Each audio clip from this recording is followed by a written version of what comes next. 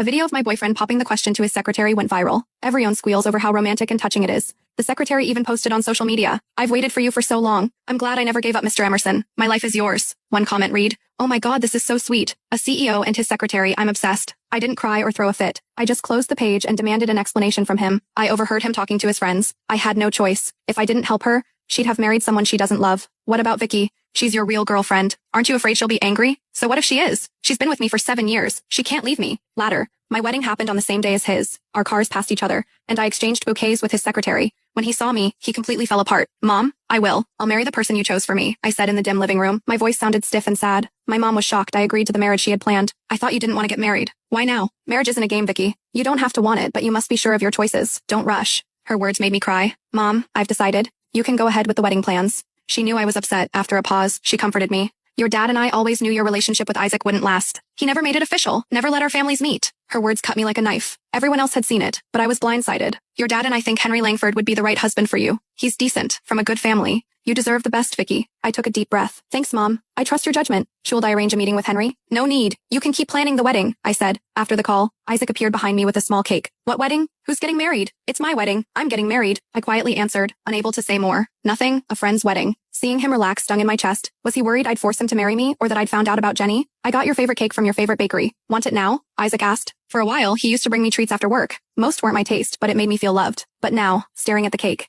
I felt only irony. Recently, Jenny shared several Instagram stories publicly. I couldn't look away. That's when I realized how ridiculous I had been. The cake was Jenny's favorite. Everything Isaac brought home was for her. Cruelest part. His habit of bringing me treats only started after Jenny began working closely with him. Who had he been thinking about all this time? Me? Victoria Carter? Or Jenny? I swallowed the bitterness and said coldly, "I don't like sweets. They're too rich. Stop buying them." Isaac was shocked. "What, you always ate sweets? We'd been together for so long. If he truly cared, wouldn't he notice my preferences? It's exhausting to repeat the same patterns. Compromise is easier." I didn't argue. I just said, "I've changed my taste recently." Isaac had been pretty busy lately. So busy he forgot my birthday. I didn't really care anymore. But then, out of nowhere, he seemed to remember and tried to make it up to me by buying tickets to my favorite musical. It was nearly impossible to get those tickets. So when he said he had two and asked me to go with him, I said yes right away. But on the day of the show, he never came. Later, Jenny posted a photo of 2 concert tickets with the caption, "Got bored, so we decided to go to a concert." Having someone who's always down for your random plans is the best. She didn't show any faces, but I knew that hand in the picture, the scar on it was Isaac's. The scar he got years ago when he saved me. I felt like a fool standing outside the theater in the rain, worrying if something had happened to him. Meanwhile, he was sitting in the VIP section at a concert with his precious secretary. The rain hit my face like ice. My phone buzzed. It was my mom. She said the wedding was set for 2 weeks from now, but if it was too soon, she could postpone it. I texted back, "It's fine. Let's just keep it that way." The storm made it impossible to get a cab. Hours passed. Finally, Isaac called. "Why aren't you home?" he asked.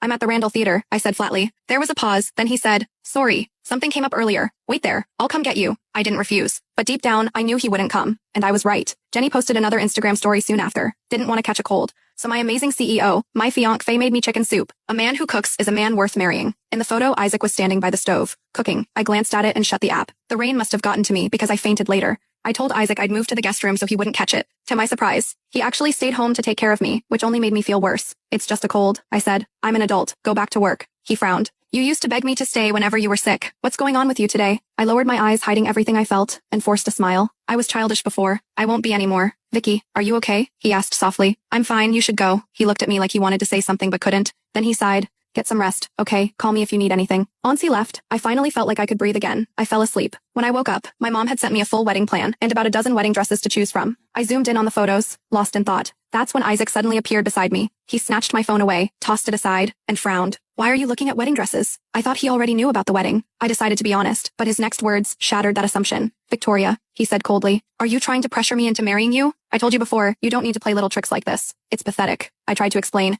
"You misunderstood. I'm not." But Isaac waved me off. "I'm busy. I'm leaving. You better stop doing this. It only drains the love I have for you." The door slammed, leaving the house in silence. I stood there for a long time, half laughing at myself. Isaac? How much love do you even have left? How could it still be drained? I used to get upset for days over his misunderstandings, barely eating or sleeping now. I let it slide faster. I flipped through the wedding info my mom had sent me. Before putting my phone down, I checked social media and saw something strange. Isaac, who never posts on Instagram, had posted. It was a photo of Jenny and their wedding invite captioned, "You're amazing. I had to marry you to not lose you." Within a minute, our mutual friends were commenting, "Hey Isaac, when did you get engaged?" Isaac's post disappeared immediately, but Jenny's account lit up. Then, I got a call from Isaac. In the past, I would have screenshotted everything, called him, and yelled. This time, I didn't even pick up. Strangely, I wasn't devastated. Maybe I'd gone numb. My first thought was how ironic. They were getting married on the same day as me. When Isaac came home, I was already in bed. He quietly stepped into the room. Vicky, are you asleep? Why didn't you answer my call? I faced away, casually saying, I was asleep. Didn't hear it. He exhaled, checking my temperature. Still running a fever? As he leaned in,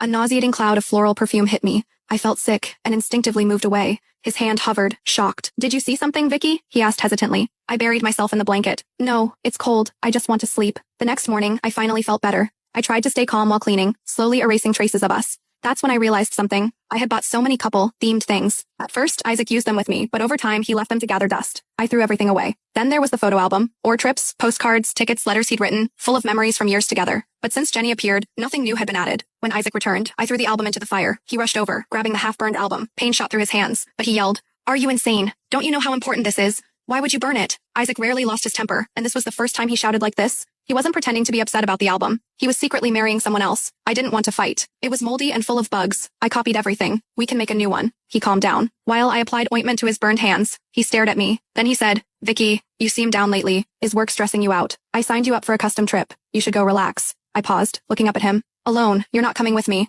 Isaac sighed, helpless. I'm swamped at work. I can't get time off. Next time, I'll go with you. Okay, fine, Isaac. There won't be a next time. I bent down to help bandage his hand. I might not be able to get time off either. Don't worry, I'll handle it. But I don't want to go, I insisted. Isaac's tone left no room for argument. Don't be stubborn. I've booked everything already. No refunds. I said nothing, but a cold shiver ran through me. Last night, I woke up to him on the phone with someone else. I won't tell her. I'll keep it hidden. For safety, I'll arrange a trip for her during the wedding. The person on the other end sighed. So what? Are you going to make her your mistress? Isaac was silent for a long moment, slowly smoking. Finally, he said, I can only take it step by step from here. Lying in bed, my chest ached and tears welled up. 7 years with him, wasted. After all this time, I still couldn't understand him. If he didn't love me anymore, why not just say so? Why deceive me? Was it to keep me from clinging to him? Is that why he made sure I wouldn't disrupt his wedding? I decided to do as Isaac wanted. I'd disappear from his life forever. When do I leave? I asked. 2 days from now. I smiled. Okay, I'll go. Isaac visibly relaxed. He instinctively reached for my hair, but I silently dodged. He paused, then smiled. Let's have a meal together before you go. I nodded. Tomorrow was our 7-year anniversary. After all, I wanted to say a proper goodbye. I'd lay all my cards on the table and end things completely. The next day, I arrived early at the restaurant Isaac had booked. He was there, with Jenny. Hi, Victoria. Emerson and I were in a meeting nearby, so I decided to join. Hope it's not a problem, Jenny said cheerfully. I shook my head, a pang of disappointment in my chest. Looks like a proper farewell with Isaac was impossible. He ordered lightly seasoned dishes. Jenny frowned. Why so plain, Mr. Emerson? Victoria won't like bland food. You're on your period, Isaac said casually. Too much salt or spice isn't good. He even had her iced milkshake replaced with warm ginger tea. Jenny complained about his controlling nature, and he gently patted her forehead. If I don't watch over you, you'd be crying through your cramps, he said. Jenny stuck her tongue out. You're exaggerating. You just care too much. They chatted sweetly, oblivious to me.